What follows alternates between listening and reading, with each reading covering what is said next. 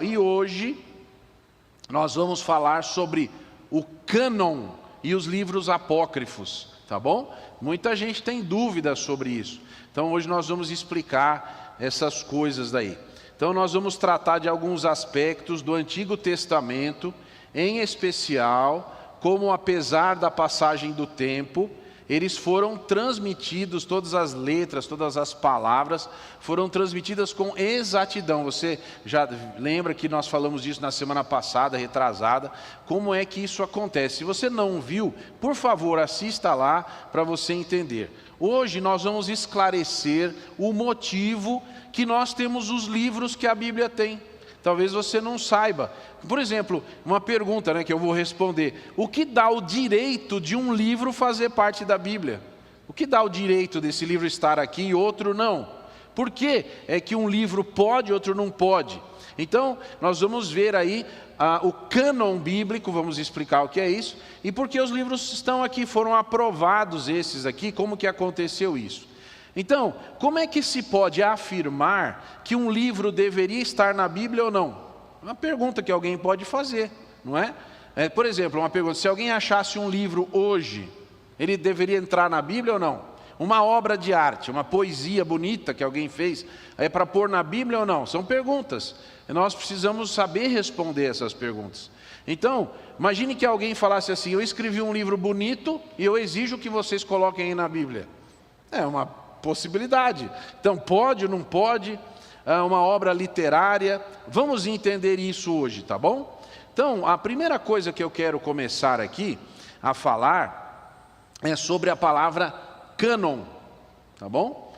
Olha, todo mundo já ouviu essa palavra aí, o cânon das escrituras, né? Então, a palavra cânon vem a palavra, uma palavra grega que significa cana de medir, tá bom? Aonde vem, por exemplo, o derivado da nossa palavra cano. Por que é cano? Porque é uma coisa que deveria ser reta, tá bom? Agora, quem aqui já foi numa loja de tecidos? Quem? Deixa eu ver. Quem nunca entrou numa loja de tecidos aqui? Todo mundo. Bom, lá na loja de tecidos tem um negócio amarelo assim, 1 metro. Você já viu? Já viu isso? Que fica lá em cima dos tecidos, lá, e põe para lá, põe para cá. Então, essa régua, ou esse negócio amarelo aí, eu fui ver o nome, tá? O nome disso daí é metro para medição. E quem tem estofado também usa, pelo menos que na minha pesquisa aqui. Então, aquilo lá é uma ideia para a gente lembrar do que é cânon. Cânon é uma coisa reta, uma coisa que tem uma lógica, tem uma sequência, não é torto, não é fora, tem um prosseguimento. Essa é a ideia do cânon. Então, como a palavra cânon significa vara de medir, então também podemos dizer um padrão de medir. E eu queria hoje, se tiver alguém anotando aí, passar 3 aspectos para entender por que um livro está na Bíblia e outro não. O primeiro critério, ou aspecto, seria a inspiração. O livro, você ou eu, já vimos que quando nós lemos a palavra de Deus, você já deve ter sentido isso. Deus fala com você. Quando você lê a palavra de Deus, Deus fala na palavra dele. Se alguém trouxer outro texto e colocar uma página aqui, você fala assim, mas isso não parece fazer parte. Isso parece que não está combinando aqui. Então Deus tem um jeito de falar, um jeito que Ele inspirou as pessoas que escreveram a fazer isso. O segundo critério, nós chamamos de autenticidade. Eu vou explicar já tudo isso. E o terceiro critério é a veracidade da obra, tá bom? Então vamos lá. No livro do Antigo Testamento, eu já falei isso, que nós temos 3 divisões primárias, que seria a lei, os profetas ou os escritos ou os salmos, tá bom? Também nós dissemos que os judeus mantiveram em toda a história os livros que tem na sua Bíblia. Se você for numa sinagoga, você vai encontrar os livros lá. Só não estão na mesma ordem, mas são os mesmos, tá? Agora, como é que nós vamos entender que esses livros são os estabelecidos? Isso foi muito antes de Jesus que ficou estabelecido isso, tá? Agora, temos uma situação que eu quero que você saiba, é importante esse ponto aí. Em Mateus 15:3, nós temos um texto, tá bom? Mateus 15:3, temos um texto que é palavras de Evangelho, diz assim: ele, que está falando de Jesus, ele porém respondendo disse-lhes: pois que transgredis vós também o mandamento de Deus pela vossa tradição. Então, deixa eu explicar. Jesus estava dizendo aqui: vocês estão trocando o que Deus mandou pela tradição que vocês têm. Aqui é como se Jesus estivesse dizendo: vocês estão trocando as escrituras sagradas pelos usos e costumes tradicionais que vocês têm. Jesus, ele deu essa palavra aí. Agora, Jesus nunca discordou dos textos do Antigo Testamento. Ele sempre trouxe essa palavra para trazer de volta esse aspecto do Antigo Testamento. Cristo aceitou os livros do Antigo Testamento nessa tripla divisão. Por favor, veja Lucas 24:44, que você vai ver uma coisa muito especial que Jesus usou, que está escrito a respeito de Jesus, não é? E está escrito assim: e disse-lhe: são estas as palavras que vos disse estando ainda convosco, convinha que se cumprisse tudo que de mim estava escrito. Atenção agora, na lei de Moisés e nos profetas e nos salmos. Veja, Jesus, ele colocou nessa afirmação dizendo: aquelas escrituras que vocês têm lá na sinagoga, que vocês guardam no templo, que vocês colocam do lado da arca, essas escrituras que vocês consideram canônicas, elas falam a meu respeito. Então ele como que corroborou para essa ideia. Agora, Jesus Cristo então deu extensão a esse cânon do Antigo Testamento. Muito bem, agora eu quero que você veja em Lucas 11:51, uma outra palavra de Jesus, e vou fazer uma breve explicação, apesar de que a nossa Bíblia termina em Malaquias, tá? Você vai ver aí,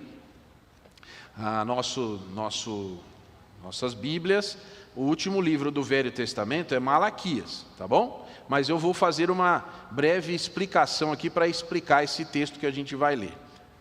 Diz assim, olha, Jesus dizendo: desde o sangue de Abel, uma pausa, em que livro da Bíblia está escrito sobre a morte de Abel? Fica aí com essa informação. Até o sangue de Zacarias, que foi morto entre o altar e o templo, assim vos digo que será requerido dessa geração. Perceba o seguinte, que Jesus, ele está dizendo que todas as narrativas do Antigo Testamento estão validadas ali, ele está trazendo isso. Eu quero dizer para você uma coisa, que Abel foi o primeiro a morrer porque amou a Deus, tá bom? Não é verdade isso? Primeiro a morrer, primeiro ser humano que morreu na nossa história, não foi Adão e Eva, foi Abel, e assassinado. Por quê? Porque ele adorou a Deus corretamente. E o último, em Zacarias. Alguém pode abrir em 2 Crônicas 24:21, e vou fazer uma explicação. Se você for ver a Bíblia hebraica, o último livro lá, eu estou falando Bíblia hebraica, vocês entendem, né? Não tem o Novo Testamento, as escrituras hebraicas, melhor dizendo. O último livro lá deles é 2 Crônicas. E em 2 Crônicas 24:21 está escrito assim: e eles conspiraram contra ele e o apedrejaram com pedras por mandado do rei, no pátio da casa do Senhor. E aí está se referindo a Zacarias, tá bom? Então, por isso que Jesus estava dizendo: olha, tudo que vocês têm lá, de Gênesis até 2 Crônicas, na ordem que eles colocam, está correto, tá bom? Então, isso é importante. Agora, com essas palavras, Jesus, o nosso Senhor, está dando validação para esses livros. É uma das formas de nós entendermos. Muito bem. Agora eu quero falar rapidamente sobre os livros apócrifos, porque eu, por exemplo, recebo muita pergunta, tem gente que fala assim, por que na Bíblia dos crentes não tem, né? Já viu essa pergunta? Não tem esses livros aqui? Então, eu vou dizer para vocês hoje, para vocês saberem e poderem explicar. Quando nós usamos a palavra apócrifo dentro desse assunto aqui, nós estamos dizendo que são 14 ou 15 livros de autenticidade, olha a palavra aqui, autenticidade duvidosa, tá bom? E autoridade duvidosa também. Então, não tem, quando você lê um livro que a gente chama de apócrifo, você percebe que é uma história, tem alguns que são fabulosos, tem fábulas, e não combinam com aquilo que nós estamos acostumados pela inspiração.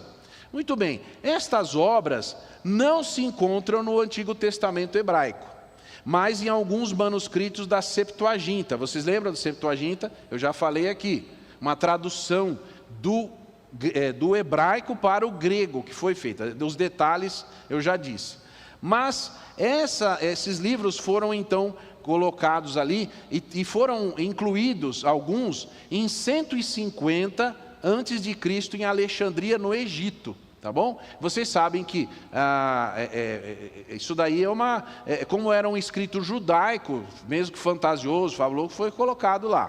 Tá bom? Agora, muitos desses livros, preste atenção, foram declarados como escrituras sagradas pela Igreja Católica Romana no Concílio de Trento. Sabe quando aconteceu esse concílio? Em 1545. Espera aí, quando que o Brasil foi descoberto mesmo?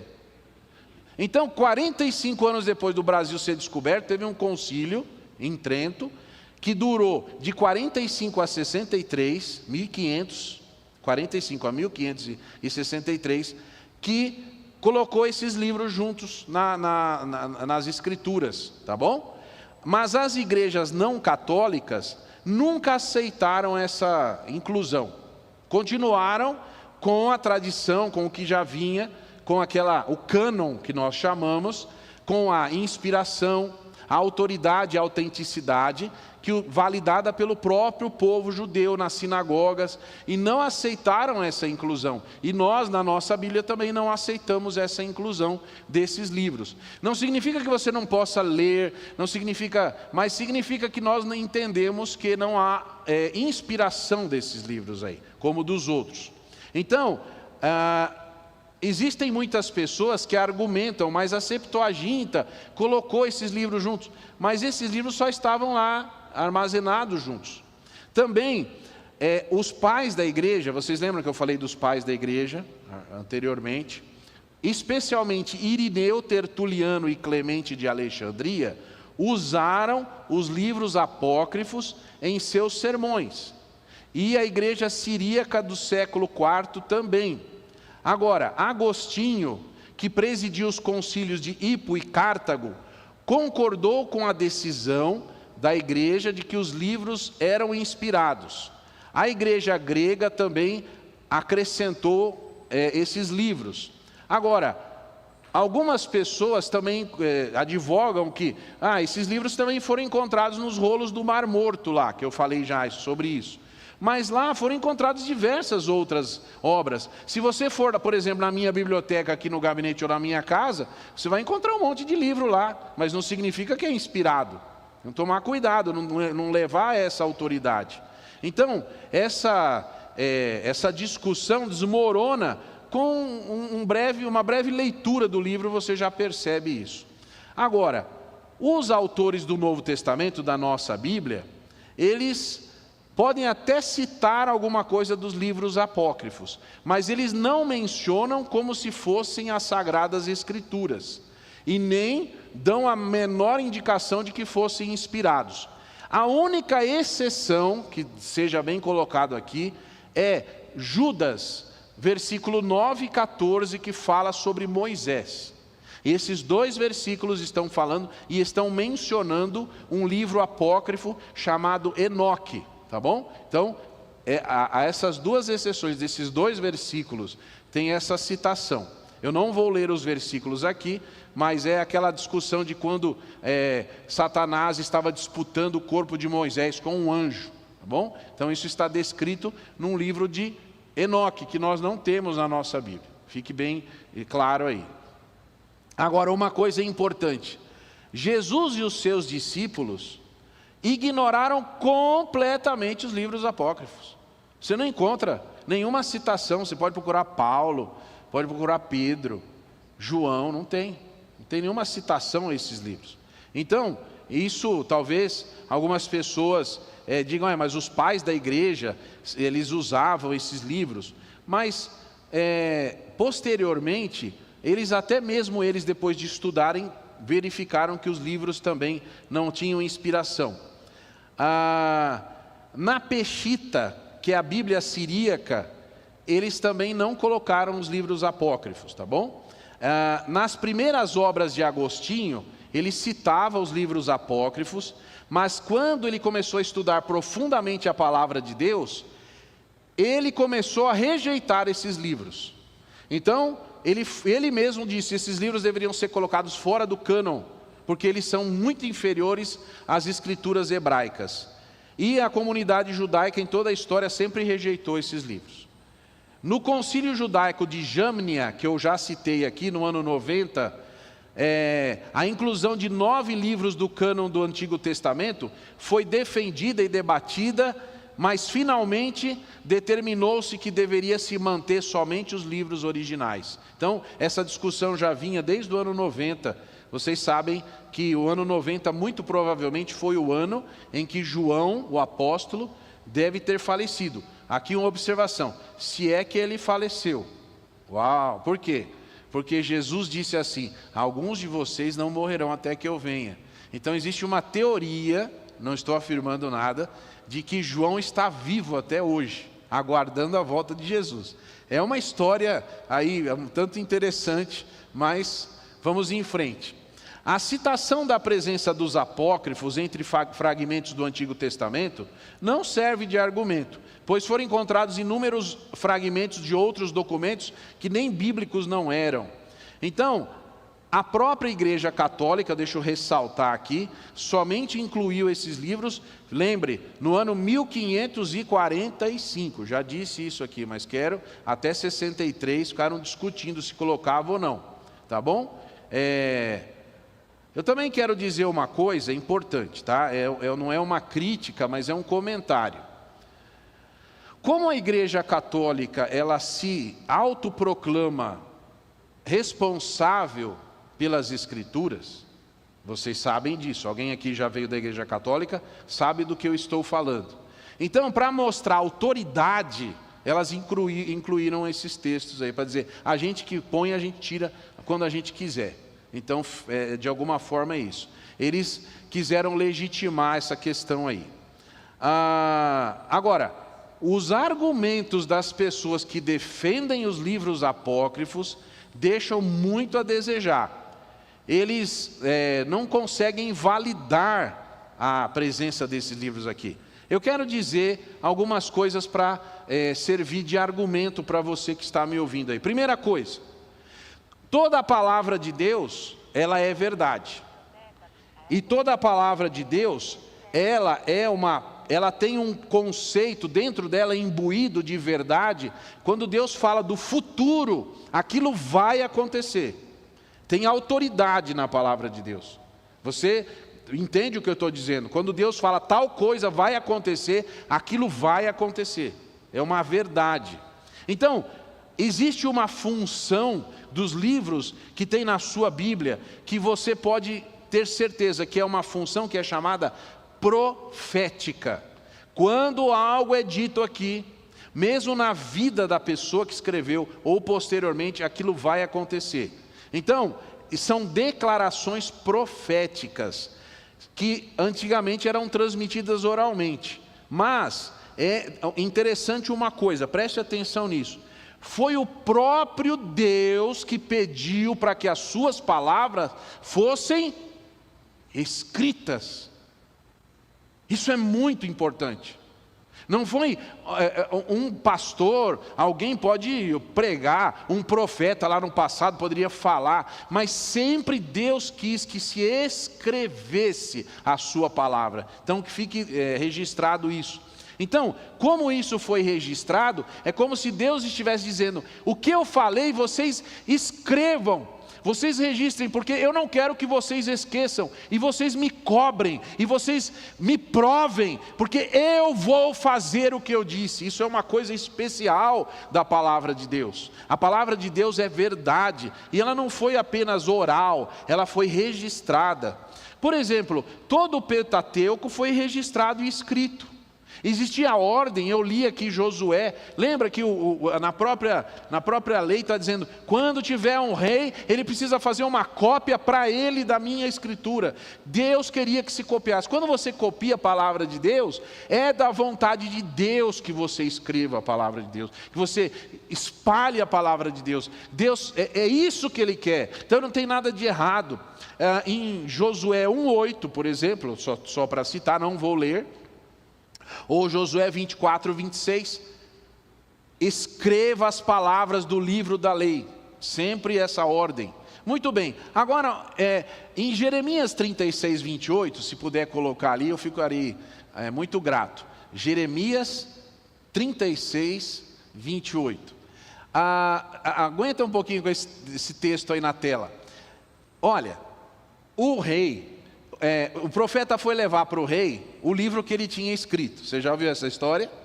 Ele foi lá levar, chegou lá, olha, aqui eu escrevi o que Deus mandou fazer, está aqui, entregou para o rei. O rei pegou um canivete e cortou tudo, jogou tudo fora. Aí olha o que está escrito aqui. O profeta Jeremias voltou e falou, e recebeu a seguinte mensagem de Deus: toma ainda outro rolo e escreve nele. Que sim, nós estamos retomando o nosso estudo da série A Bíblia e a Ciência, Israel e a Igreja, Você e o Fim de Tudo. Nós estamos já no nosso 4º encontro. Primeiro foi a autoridade da Bíblia, depois falamos sobre o Antigo Testamento, em terceiro lugar o Novo Testamento. E hoje vamos tratar sobre o cânon e os livros apócrifos. Nós já tratamos de alguns aspectos do Antigo e do Novo Testamento, e em especial, apesar do tempo, de como eles foram transmitidos de maneira exata até os nossos dias. Hoje nós queremos esclarecer o motivo de que você tem aí os livros que compõem a sua Bíblia. O que dá a esses livros o direito de serem chamados de cânon bíblico ou de lista dos livros aprovados? Como é que se pode afirmar que esses são os livros que deveriam estar em nossa Bíblia e quais os livros não deveriam estar? Porque se alguém, através da história, escreve um livro e exige que esse livro, essa obra, seja colocada na Bíblia, por que não deveria estar ali também? Vamos entender isso? Muito bem. Então, em primeiro lugar, quero falar sobre o cânon.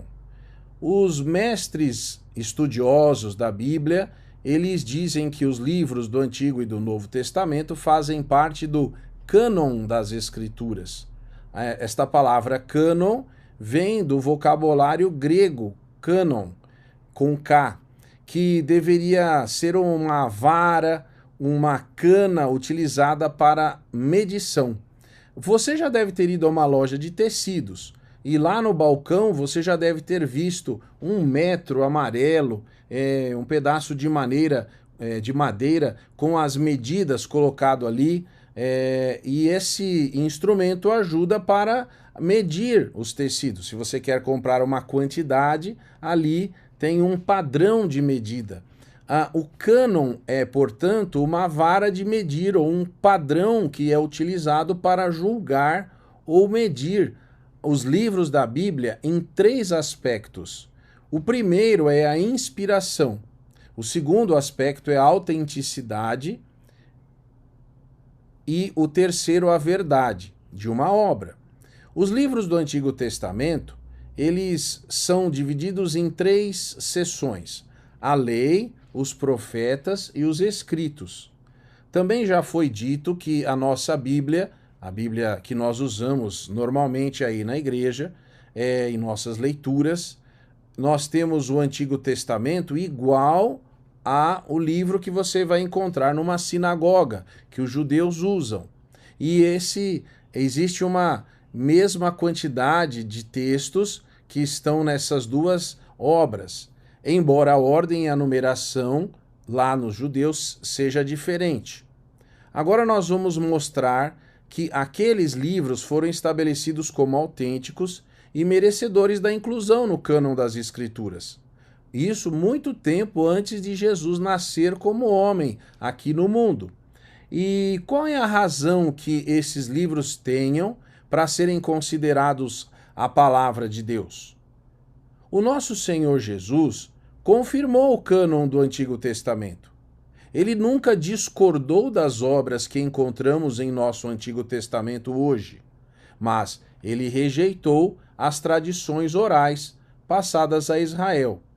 Em Mateus 15, 3, ele disse assim: Ele, porém, respondendo, disse-lhes: Por que transgredis vós também o mandamento de Deus pela vossa tradição? Ou seja, por que vocês estão trocando as coisas que Deus deixou registradas pela tradição de vocês? Jesus, então, aceitou os livros do Antigo Testamento na mesma tripla divisão que era comum aos judeus do seu tempo. Vamos ver isso em Lucas 24, 44, está escrito assim: São estas as palavras que vos falei, estando ainda convosco, que era necessário que se cumprisse tudo o que de mim estava escrito na lei de Moisés, nos profetas e nos salmos. Jesus Cristo também deu testemunho da extensão do cânon do Antigo Testamento.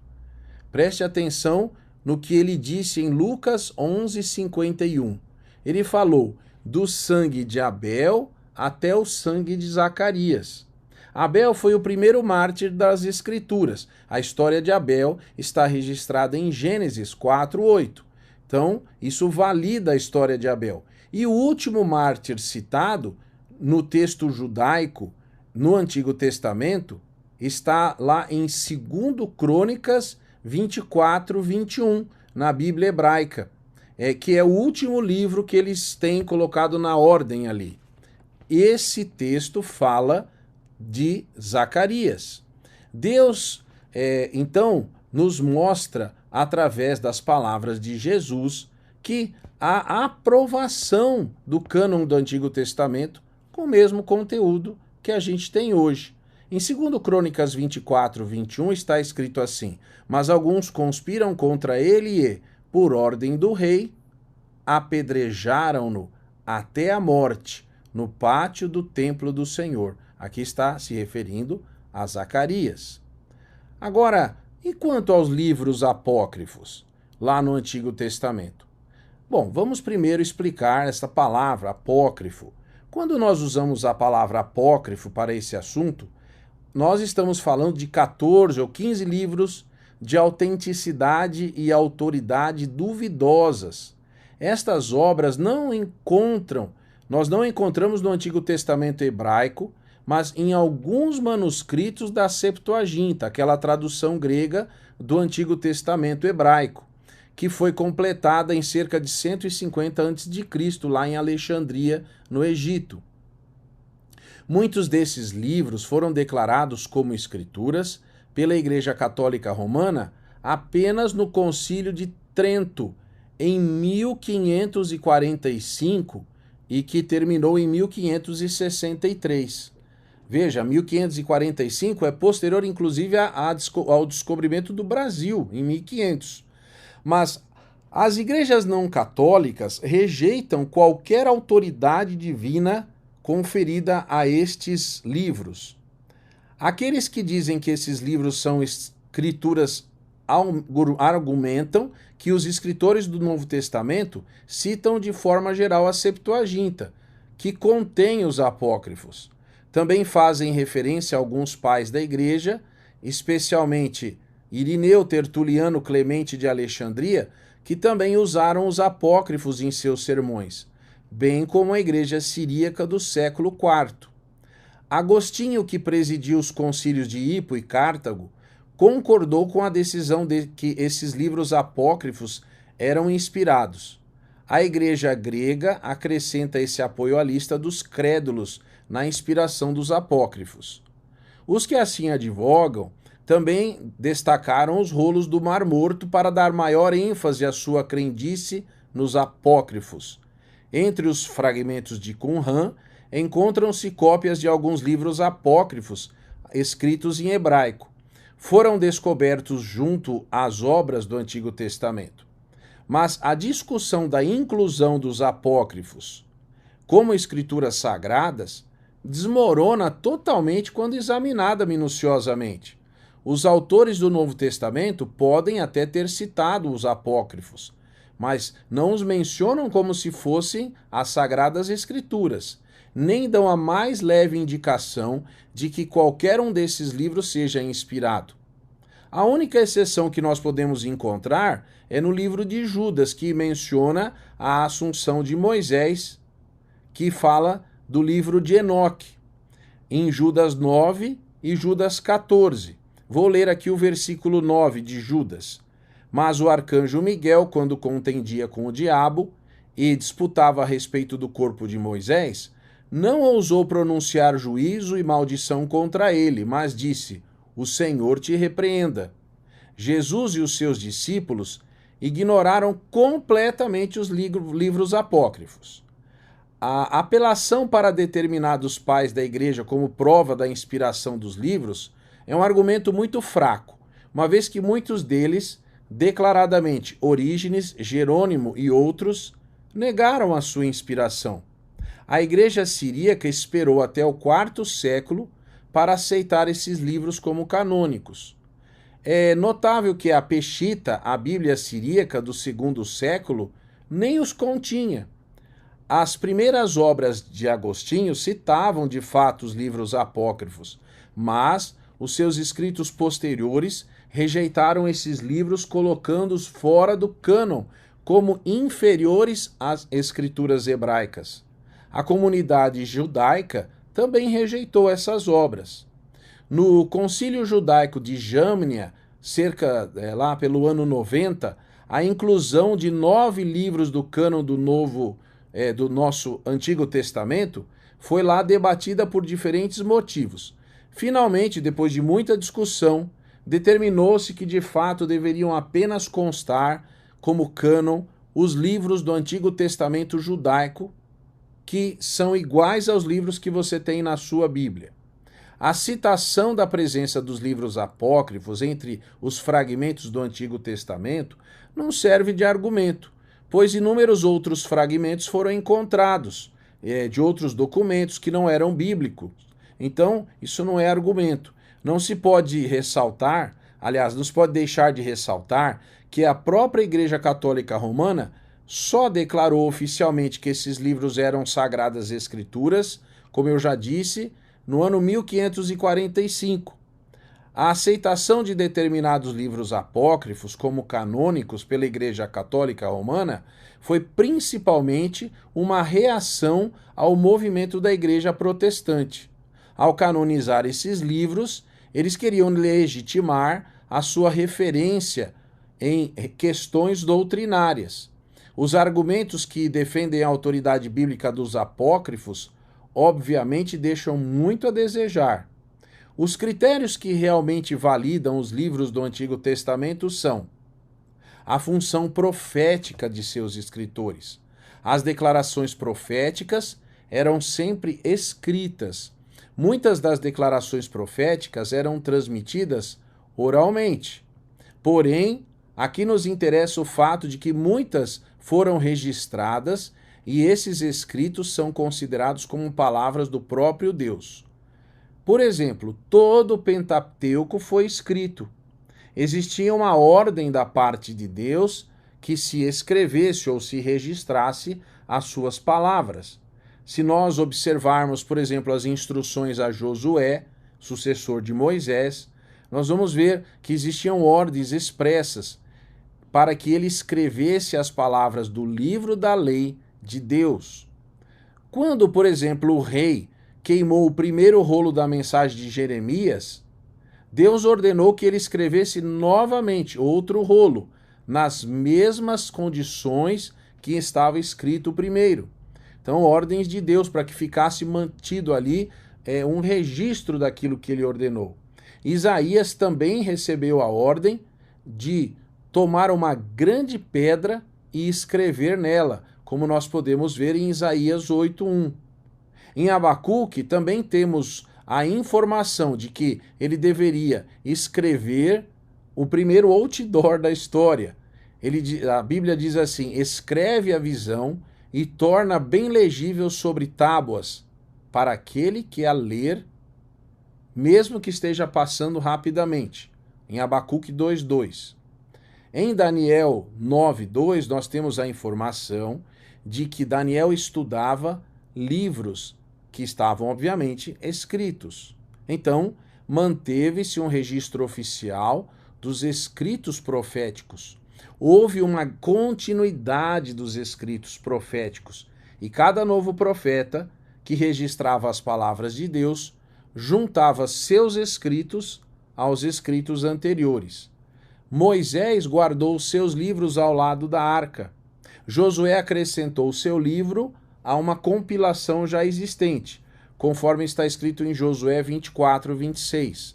Samuel fez o mesmo, acrescentou suas palavras à compilação profética, pois a seu respeito está escrito: e escreveu-o num livro e pôs perante o Senhor. 1 Samuel 10:25. Samuel também fundou a escola de profetas, conforme está em 1 Samuel 19:20.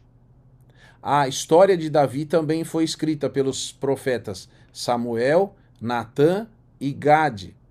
A história de Salomão também foi escrita por Natã, Aías e Ido, conforme 2 Crônicas 9:29. O mesmo aconteceu com os reis Roboão, Josafá, Ezequias, Manassés e outros reis. Você pode encontrar no livro de 2 Crônicas todas essas histórias. É verdade que nós não encontramos menções diretas ao livro completo, por exemplo, de Juízes, de Crônicas, de Ester, de Cântico dos Cânticos, mas nós encontramos referências a acontecimento dos livros de Juízes, por exemplo, em Hebreus 11:32, e o livro de Crônicas, nós temos referências em Mateus 23:35, que fala sobre crônicas. Pode haver alguma citação ao livro de Cântico dos Cânticos. Jesus falou sobre águas vivas, e lá em Cântico dos Cânticos 4:15 usa essa expressão. Jesus falou sobre águas vivas em João 4:10. Agora, a referência ao livro de Ester, por causa da festa de Purim, é mencionada em João 5:1 ou em Apocalipse 11:10, que fala desta festa, que foi tratado em Ester 9:22. Quase todos os outros 18 livros do cânon hebraico são citados como autoridade no Novo Testamento. Olha, foi citado a criação de Adão e Eva, como nós podemos ver em Mateus 19:4, também sobre o dilúvio que aconteceu com Noé, em Lucas 17:27, os milagres de Elias, em Lucas 4:24 e 25, Jonas no ventre de um grande peixe, em Mateus 12:41. Agora deixa eu falar um pouquinho sobre os rolos do Mar Morto. Os rolos do Mar Morto contribuem para o nosso conhecimento do cânon. O cânon é a coleção dos livros bíblicos aceitos como genuínos e inspirados, como eu já disse.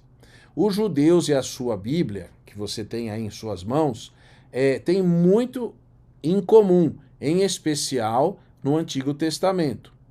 A Igreja Católica Romana aceita os 39 livros desse cânon como inspirados, mas também admite como parte da Bíblia Sagrada a coleção de livros que são conhecidos como apócrifos.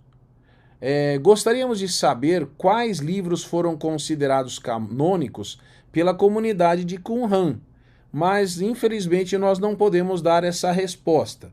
Por quê?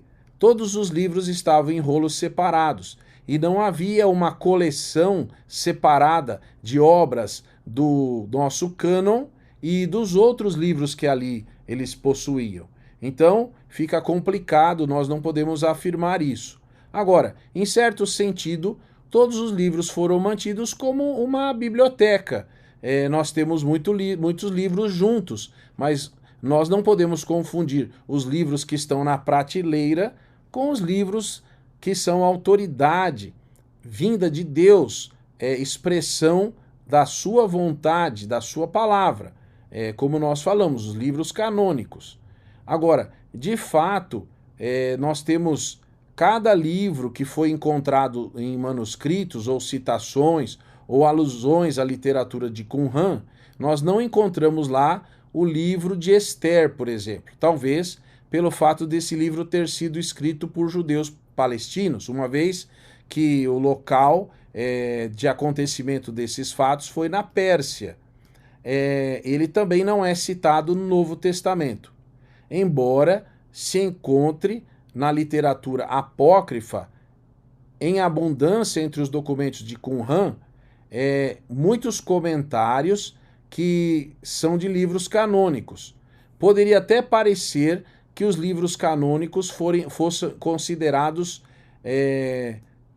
importantes a partir dos comentários, uma possibilidade. Quanto aos livros do Novo Testamento, nós temos uma situação especial. Todos eles são testemunho de uma fonte especial. Quando nós investigamos o Novo Testamento, nós descobrimos que seus autores reivindicam ser testemunhas oculares dos eventos registrados e os ouvintes de testemunhas oculares dos acontecimentos. O que era desde o princípio, o que ouvimos, o que vimos com os nossos olhos, o que contemplamos e as nossas mãos tocaram ou apalparam, isso proclamamos a respeito do Verbo da vida, pois foi manifestada e nós a vimos e testificamos dela e vos anunciamos a vida eterna que estava com o Pai e nos foi manifestada. O que vimos e ouvimos, e isto vos anunciamos, para que também tenhais comunhão conosco. E essa nossa comunhão é com o Pai e com o seu Filho Jesus Cristo. Este é o testemunho de João, o apóstolo, em 1 João, capítulo 1, versículos de 1 a 3. Em Lucas 1, de 1 a 4, está escrito assim: tendo muitos empreendido uma narração dos fatos que entre vós se cumpriram, segundo vos transmitiram os que desde o princípio foram deles testemunhas oculares e ministros da palavra, pareceu-me também conveniente descrevê-los a ti, ó excelente Teófilo, por sua ordem, havendo-me já informado minuciosamente de tudo, desde o princípio, para que tenhas plena certeza das coisas em que foste ensinado. Então, aqui está o testemunho de Lucas. Nós temos, por exemplo, o testemunho de Pedro, também o apóstolo. Não vos fizemos saber o poder e a vinda de nosso Senhor Jesus Cristo, seguindo fábulas artificialmente compostas, mas nós mesmos vimos a sua majestade. 2 Pedro 1,16. O fato de que os autores do Novo Testamento reivindicam tal evidência objetiva e completa e de primeira mão, referente aos fatos registrados, é de importância crucial para ajudar a determinar o cânon do Novo Testamento. As evidências não são boatos nem imaginação, são diretas e confiáveis. Os primeiros pregadores do Evangelho conheciam o valor do testemunho direto e o citavam vez por outra. Eles sempre diziam assim: somos testemunhas destas coisas. Era a afirmação constante e confiante. E talvez não fosse de maneira alguma tão fácil, como parece pensar alguns escritores. Inventar palavras e atos para Jesus naqueles primeiros anos, quando estavam ali tantos dos seus discípulos que poderiam lembrar o que havia acontecido ou não. E não foram apenas testemunhas oculares simpáticas que os primeiros pregadores tiveram que considerar. Havia outras menos dispostas e também estavam familiarizadas com os principais fatos do ministério e morte de Jesus. Somos testemunhas destas coisas? Também diziam, como vós bem sabeis, em Atos 2:22. Se houvesse qualquer tendência deles de afastar-se dos fatos verdadeiros com respeito a qualquer assunto, a possível presença de testemunhas hostis lá na audiência serviria como correção posterior. Agora, vamos pensar um pouquinho na data do Novo Testamento. Quando todas as evidências históricas e textuais são reunidas, torna-se claro que o Novo Testamento foi composto em uma data muito antiga por testemunhas oculares e por aqueles que registraram as palavras das testemunhas oculares. Os arqueólogos bíblicos têm dito que aproximadamente o Novo Testamento deve ter sido escrito entre aproximadamente 40 a 80 do primeiro século, ou alguns até de 50 a 75. Graças às descobertas de Qumran, o Novo Testamento comprova-se que de fato já se sabia. São ensinamentos de Cristo e seus discípulos imediatos estão entre os anos de 24 a 80. Agora, existem outras obras. Há outras obras também que não foram incluídas no cânon do Novo Testamento, às quais alguns indivíduos reivindicaram inspiração bíblica. Um exame detalhado indica que esses livros careciam de integridade necessária para serem acrescidos ao cânon do Novo Testamento.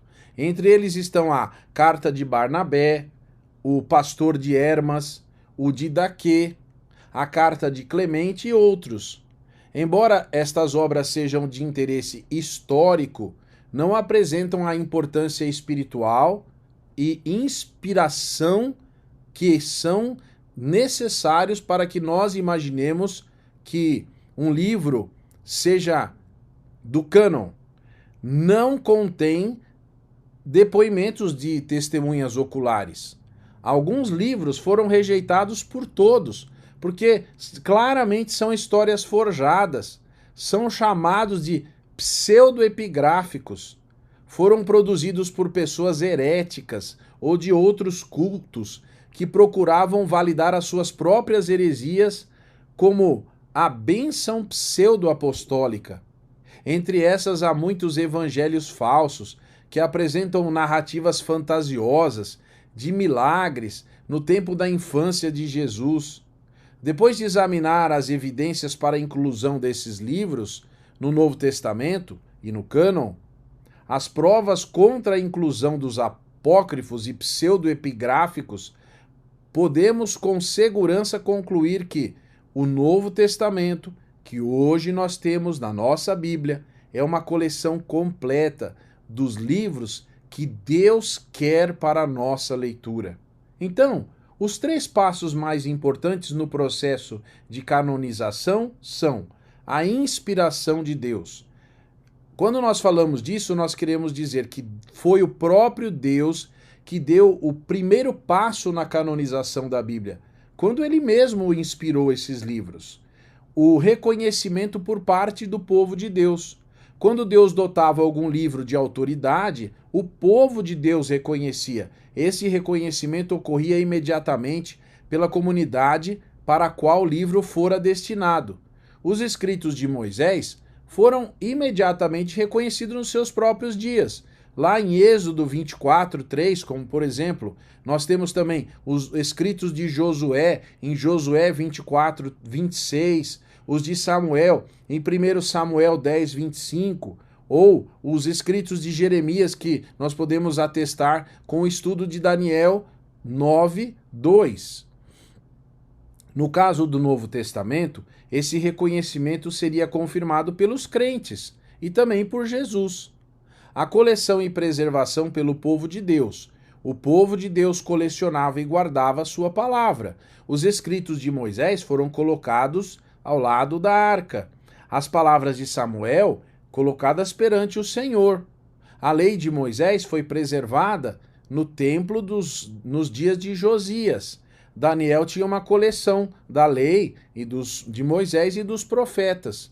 Os crentes do Novo Testamento tinham toda a escritura do Velho Testamento, tanto a lei como os profetas. Então, você que está me ouvindo aí hoje, pode ficar seguro de que todos os livros que estão na sua Bíblia compõem e são de fato a palavra de Deus. Que Deus abençoe você. Até a próxima!